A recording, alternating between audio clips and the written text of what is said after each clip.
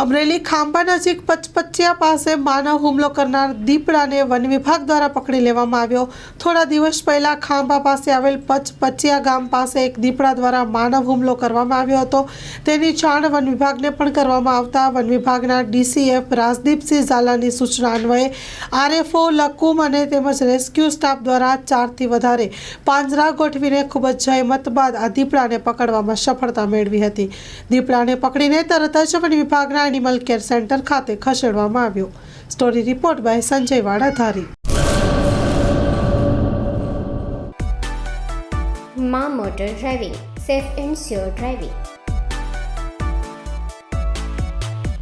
Driving એ શોખ સાથે આપની મોટી જવાબદારી પણ છે। અમારા ઇન્સ્ટ્રક્ટર દ્વારા સચોટ અને સરળ માર્ગદર્શન।